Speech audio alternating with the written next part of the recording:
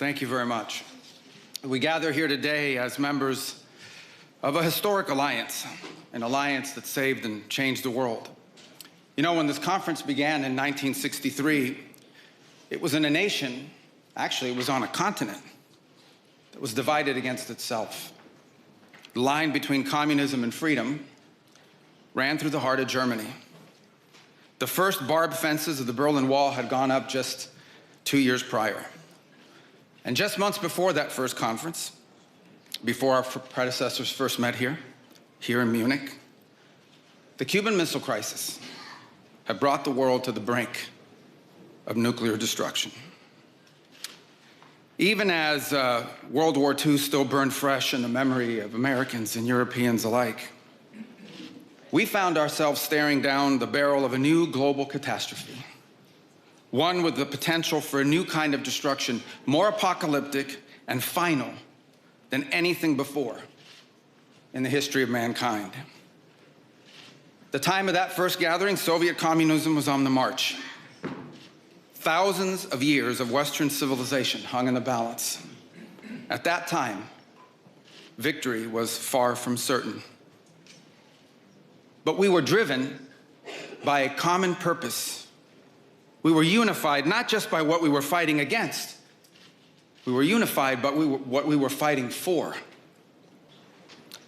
But the euphoria of this triumph led us to a dangerous delusion that we had entered, quote, the end of history, that every nation would now be a liberal democracy, that the ties formed by trade and by commerce alone would now replace nationhood, that the rules-based global order, an overused term, would now replace the national interest, and that we would now live in a world without borders where everyone became a citizen of the world.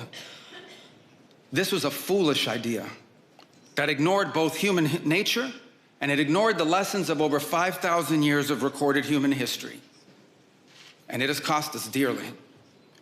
In this delusion, we embraced a dogmatic vision of free and unfettered trade, even as some nations protected their economies and subsidized their companies to systematically undercut ours, shuttering our plants, resulting in large parts of our societies being deindustrialized, shipping millions of working and middle-class jobs overseas, and handing control of our critical supply chains to both adversaries and rivals. We increasingly outsourced our sovereignty to international institutions while many nations invested in massive welfare states at the cost of maintaining the ability to defend themselves. This, even as other countries have invested in the most rapid military buildup in all of human history and have not hesitated to use hard power to pursue their own interests. To appease a climate cult, we have imposed energy policies on ourselves that are impoverishing our people, even as our competitors exploit oil and coal and natural gas and anything else, not just to power their economies, but to use as leverage against our own. And in a pursuit of a world without borders, we opened our doors to an unprecedented wave of mass migration that threatens the cohesion of our societies, the continuity of our culture, and the future of our people. We made these mistakes together. And now, together, we owe it to our people to face those facts and to move forward, to rebuild.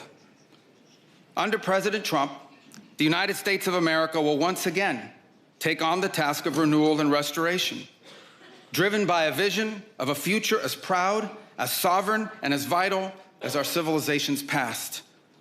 And while we are prepared, if necessary, to do this alone, it is our preference and it is our hope to do this together with you, our friends here in Europe.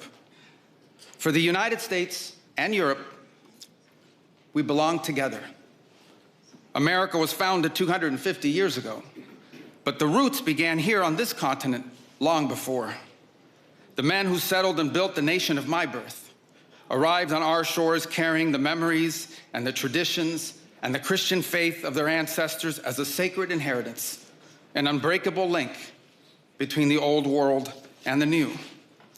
We are part of one civilization, Western civilization, We are bound to one another by the deepest bonds that nations could share, forged by centuries of shared history, Christian faith, culture, heritage, language, ancestry, and the sacrifices our forefathers made together for the common civilization to which we have fallen heir. And so this is why we Americans may sometimes come off as a little direct and urgent in our counsel. This is why President Trump demands seriousness and reciprocity from our friends here in Europe. The reason why, my friends, is because we care deeply. We care deeply about your future and ours. And if at times we disagree, our disagreements come from our profound sense of concern about a Europe with which we are connected, not just economically, not just militarily. We are connected spiritually, and we are connected culturally. We want Europe to be strong. We believe that Europe must survive, because the two great wars of the last century serve for us as history's constant reminder that ultimately our destiny is and will always be intertwined with yours. Because we know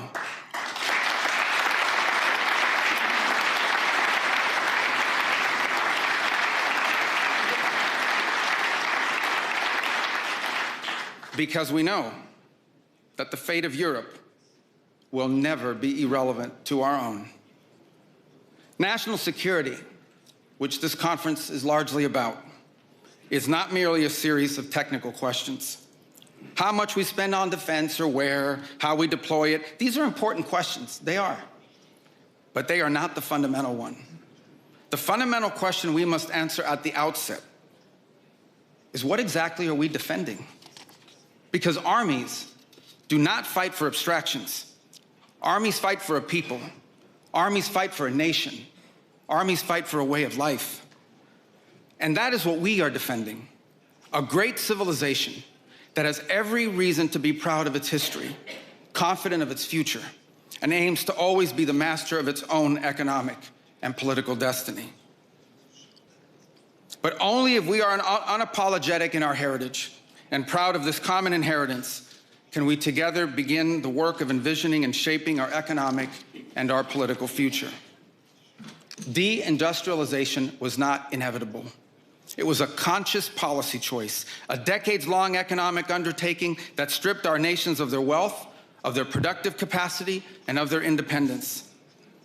And the loss of our supply chain sovereignty was not a function of a prosperous and healthy system of global trade. It was foolish. It was a foolish but voluntary transformation of our economy that left us dependent on others for our needs and dangerously vulnerable to crisis.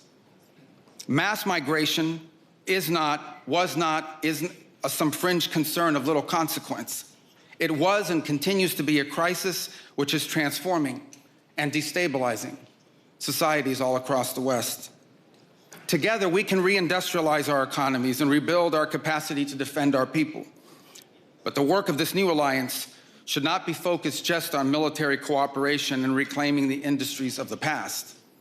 It should also be focused on together advancing our mutual interests in new frontiers, unshackling our ingenuity, our creativity, and the dynamic spirit to build a new Western century. Commercial space travel and cutting-edge artificial intelligence, industrial automation and flex manufacturing, creating a Western supply chain for critical minerals not vulnerable to extortion from other powers, and a unified effort to compete for market share in the economies of the global South. Together, we can not only take back control of our own industries and supply chains, we can prosper in the areas that will define the 21st century. But we must also gain control of our national borders. Controlling who and how many people enter our countries, this is not an expression of xenophobia. It is not hate. It is a fundamental act of national sovereignty. And the failure to do so is not just an abdication of one of our most basic duties owed to our people. It is an urgent threat to the fabric of our societies and the survival of our civilization itself. And finally, we can no longer place the so-called global order above the vital interests of our people and our nations. We do not need to abandon the system of international cooperation we authored, and we don't need to dismantle the global institutions of the old order that together we built. But these must be reformed. These must be rebuilt. For example, the United Nations still has tremendous potential to be a tool for good in the world. But we cannot ignore that today, on the most pressing matters before us, it has no answers and has played virtually no role. It could not solve the war in Gaza. Instead, it was American leadership that freed captives from barbarians and brought about a fragile truce. It has not solved the war in Ukraine. It took American leadership in partnership with many of the countries here today just to bring the two sides to the table in search of a still elusive peace. It was powerless to constrain the nuclear program of radical Shia clerics in Tehran. That required 14 bombs dropped with precision from American B-2 bombers. And it was unable to address the threat to our security from a narco-terrorist dictator in Venezuela. Instead, it took American special forces to bring this fugitive to justice. In a perfect world, all of these problems and more would be solved by diplomats and strongly worded resolutions. But we do not live in a perfect world, and we cannot continue to allow those who blatantly and openly threaten our citizens and endanger our global stability to shield themselves behind abstractions of international law which they themselves routinely violate. This is the path that President Trump and the United States has embarked upon. It is the path we ask you here in Europe to join us on. It is a path we have walked together before and hope to walk together again. But together, our predecessors recognized that decline was a choice, and it was a choice they refused to make. This is what we did together once before, and this is what President Trump and the United States want to do again now, together with you. And this is why we do not want our allies to be weak, because that makes us weaker. We want allies who can defend themselves so that no adversary will ever be tempted to test our collective strength. This is why we do not want our allies to be shackled by guilt and shame. We want allies who are proud of their culture and of their heritage, who understand that we are heirs to the same great and noble civilization, and who together with us are willing and able to defend it. And this is why we do not want allies to rationalize the broken status quo rather than reckon with what is necessary to fix it. For we in America have no interest in being polite and orderly caretakers of the West's managed decline. We do not seek to separate, but to revitalize an old friendship and renew the greatest civilization in human history. What we want is a reinvigorated alliance that recognizes that what has ailed our societies is not just a set of bad policies, but a malaise of hopelessness and complacency. An alliance the alliance that we want is one that is not paralyzed into inaction by fear. Fear of climate change, fear of war, fear of technology. Instead, we want an alliance that boldly races into the future. And the only fear we have is the fear of the shame of not leaving our nations prouder, stronger, and wealthier for our children. An alliance ready to defend our people, to safeguard our interests, and to preserve the freedom of action that allows us to shape our own destiny. Not one that exists to operate a global welfare state and atone for the purported sins of past generations. An alliance that does not allow its power to be outsourced, constrained, or subordinated to systems beyond its control. One that does not depend on others for the critical necessities of its national life. And one that does not maintain the polite pretense that our way of life is just one among many, and that asks for permission before it acts. And above all, an alliance based on the recognition that we, the West, have inherited together. What we have inherited together is something that is unique and distinctive and irreplaceable, because this, after all, is the very foundation of the transatlantic bond. Acting together in this way, we will not just help recover a sane foreign policy, it will restore to us a clearer sense of ourselves. It will restore a place in the world. And in so doing, It will rebuke and deter the forces of civilizational erasure that today menace both America and Europe alike.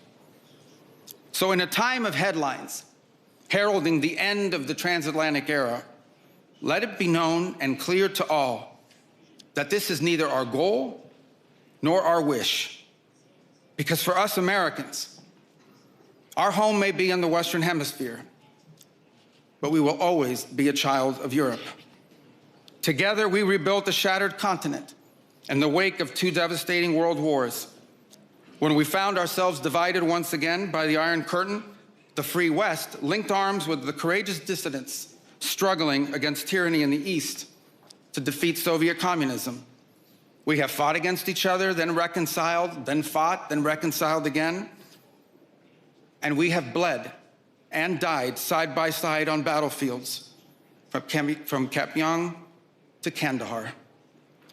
And I'm here today to leave it clear that America is charting the path for a new century of prosperity, and that once again, we want to do it together with you, our cherished allies and our oldest friends. We want to do it together with you, with a Europe that is proud of its heritage and of its history, with a Europe that has the spirit of creation and liberty that sent ships out into uncharted seas and birthed our civilization, with a Europe that has the means to defend itself and the will to survive. We should be proud of what we achieved together in the last century, but now we must confront and embrace the opportunities of a new one. Because yesterday is over. The future is inevitable, and our destiny together awaits. Thank you.